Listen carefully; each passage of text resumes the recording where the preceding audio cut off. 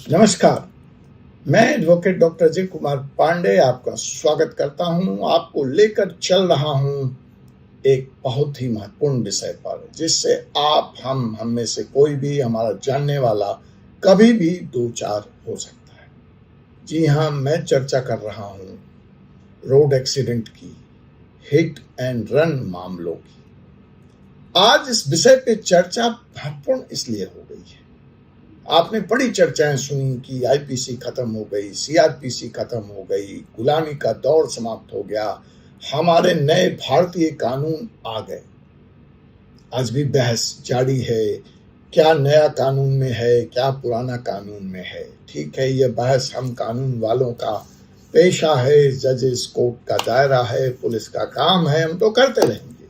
लेकिन आपके लिए इस नए कानून में जानना क्या जरूरी है, बहुत जरूरी जानना। तो यूं हर चीज जरूरी है, लेकिन चलिए, मर्डर के कानून में क्या तब्दीली आ गई, रेप में क्या तब्दीली आ गई, इससे आपका रोज का सवाल नहीं है।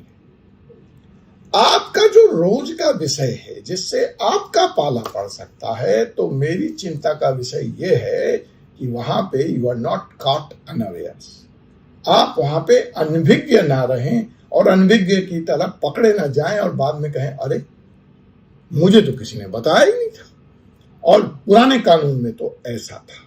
तो इसी घटाटोप अंधेरा को खत्म करने के लिए मैं लेकर आया हूं हिट एंड रन मामले का मुकदमा, खास करके नए बीएनएस कानून के तहत, नई भारतीय न्याय संहिता के तहत। इसमें मैं आपको आज बताऊंगा कि पुराना कानून वर्सेस नया कानून में फर्क क्या है, और आपको अब ज्यादा सजग और सचेत रहने की जरूरत क्यों है।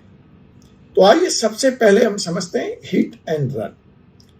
तो हिट एंड रन मामले का सीधा अर्थ है कि वह अपराध जिसमें कोई व्यक्ति वाहन चलाते समय किसी को टक्कर मारने के बाद घटनास्थल से भाग जाता है।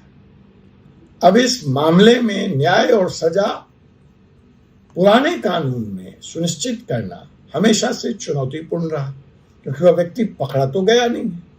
अब अगर पकड़ा जाएगा तो क्या होगा, वो उस विषय पर मैं आऊंगा। तो सबसे पहले समझ लीजिए कि जो पुरानी व्यवस्था थी, उसमें वह व्यक्ति किसी को हिट करता है, एक्सीडेंट करता है और घटनास्थल से वो भाग खड़ा होता है, तो पुराने कानून की तहत आईपीसी की धारा 279 और 304A लागू होती थी। तो 279, अगर आप इररिस्पॉन्सिबल तरीके से, स्पीड से, लापरवाही से वाहन चलाते पाए गए हैं, तो आपके ऊपर 279 के तहत कार्रवाई होती थी।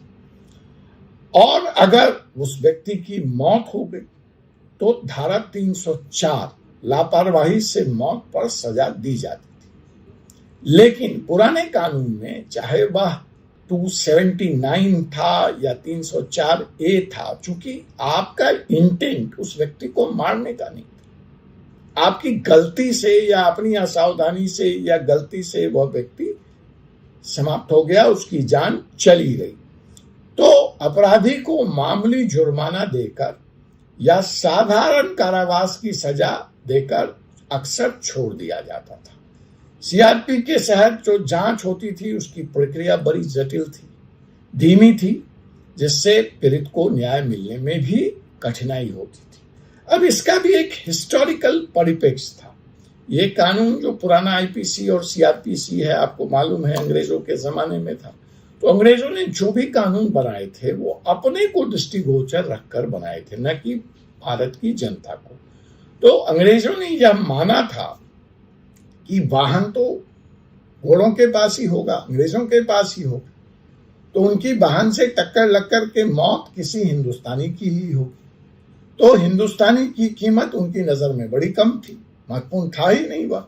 तो इसलिए कानून ऐसा बनाया गया था कि अगर मालिक की गलती से भी, लापरवाही से भी कोई एक्सीडेंट हो जाए और उसमें किसी व्यक्ति की मौत हो जाए, तो वो बेलेबल ऑफेंस था, थाने से ही बेल मिल जाएगा, और लंबी कानूनी प्रक्रिया है, और न्याय बहुत देर से मिलेगा, और फिर फटकता रहेगा।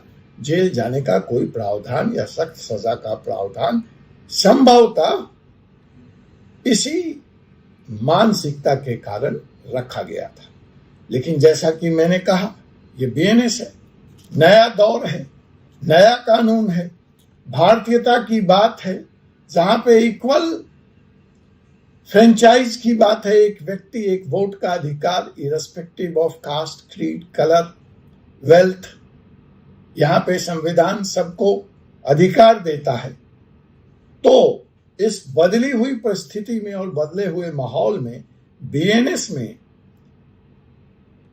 हिट एंड रन मामलों के लिए सख्त प्रावधान कर दिए, बहुत ही सख्त प्रावधान कर दिए। पहला जो फोकस है इस कानून के तहत कि वह एक तो स्पीडी, त्वरित न्याय मिले पीड़ित को। दूसरा जो बड़ा चेंज आया वह यह है कि सजा बढ़ा दी गई और जो बेलिएबल ऑफेंस था उसको नॉन बेलिएबल कर दिया। मतलब इस दशा में एक्सीडेंट के तुरंत बाद ही आप गिरफ्तार कर लिए जाए। और यह भी सुनिश्चित किया गया कि जो पीड़ित परिवार है उसको सरकार की तरफ से तुरंत सहायता मिले और यह अनिवार्य कर दिया गया, कंपनसेशन फ्रॉम गवर्नमेंट। तारीफ करनी चाहिए इसकी, अच्छी बात है। अब फिर से चलते हैं कि त्वरित न्याय की जब हम बात कर रहे हैं तो आईपीसी और सीआरपीसी के तहत यह लंबी प्रक्रिया थी, जटिल थी और अपराधियों को चूंकि जमानत मिल जाता था, बेलेबल ऑफेंस था, तो वहीं पर आधा से ज्यादा केस समाप्त उठा जाता था और वह फिर चाहे गवाहों को चाहे पीड़ित परिवार को मना करके किसी भी तरह से केस को मैनेज कर लिया करते थे। लेकिन बीएनएस में वेरी स्पीडी ट्रायल का प्रावधान किया गया। सजा कितनी होगी यह भी स्पष्ट कर दिया गया, न्यूनतम कितनी होगी, अधिकतम कितनी होगी। तो इसमें न्यायालय के लिए भी अब निर्णय देना आसान हो गया है। लेकिन फिर मैंने कहा कि जो फोकस है वो सजा से ज्यादा पीड़ित को न्याय मिल सके, पीड़ित को के अधिकार की रक्षा हो सके, उसको फाइनेंशियल एड मिल सके, उसको मुआवजा मिल सके, उसका रिहेबिलिटेशन हो सके, ये इस लॉ का मेन फोकस है। फिर भी सजा का प्रावधान तो है ही, तो वो क्या है आप जानना चाहेंगे। तो ऐसे मामलों में जो सजा पहले 5 साल की थी उसको बढ़ाकर 10 साल कर दिया गया, इसीलिए यह नॉन बेलिएबल हो गया। तो इस तरह से यह कानून नॉन बेलिएबल होते ही बहुत सख्त हो गया और सजा की अवधि तो बढ़ ही गई, 5 से 10 हो गई। अगर एक्सीडेंट के बाद व्यक्ति वहां रुकता नहीं है, स्वयं से डिक्लेयर नहीं करता है, वो सामने नहीं आता है, तो जो दंड की प्रक्रिया है वह और भी सख्त कर दी गई, उसमें और भी सेक्शंस जोड़ दिए गए। साथ ही अपराध को साबित करने के लिए बीएनएस में टेक्निकल एविडेंस, तकनीकी साक्ष्य जैसे सीसीटीवी फुटेज, गवाहों के बयान एंड फॉरेंसिक रिपोर्ट को अनिवार्य कर दिया गया। तो यह कुछ नए चेंजेस हैं हिट एंड रन के मामलों में। और जो मैं बार बार कह रहा हूं, फोकस रिहेबिलिटेशन और मुआवजे पे है। तो ऐसा केस सामने आते ही फैसला जब होगा तब होगा, जब अपराधी पकड़ा जाएगा ना पकड़ा जाएगा वो अलग मसला है उसको, लेकिन जो पीड़ित है उसको तुरंत राहत और मुआवजा मिले ऐसा सुनिश्चित करना भी किया गया है, ताकि जो पीड़ित का परिवार है वो आर्थिक संकट में न पड़ पाए, उससे निकल पाए। अब अगर हम दोनों की तुलनात्मक अध्ययन करें तो यह बात स्पष्ट हो जाता है कि अब बीएनएस के तहत जो फोकस है वो पीड़ितों के अधिकारों की रक्षा, पुनर्वास, आर्थिक सहायता, रिहेबिलिटेशन पर है।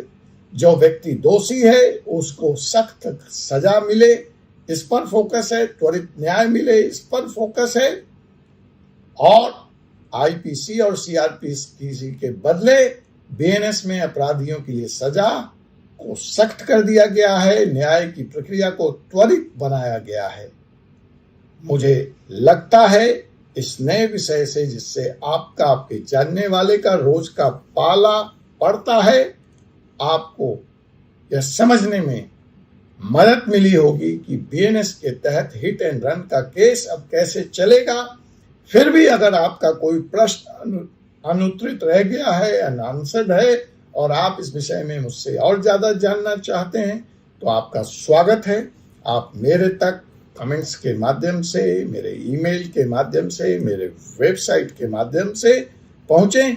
मैं आपके सवालों का जवाब देने का, आपको संतुष्ट करने का पूरा प्रयास करूंगा, और आपसे पुनः मुलाकात होगी एक ऐसे ही एपिसोड के साथ अगले एपिसोड में। तब तक मुझे डॉक्टर अजय कुमार पांडे को अनुमति दीजिए। जय हिंद, जय भारत। चैनल को सब्सक्राइब करना, बेल आइकन बटन के नोटिफिकेशन को दबाना आप न भूलें। जय हिंद, जय भारत।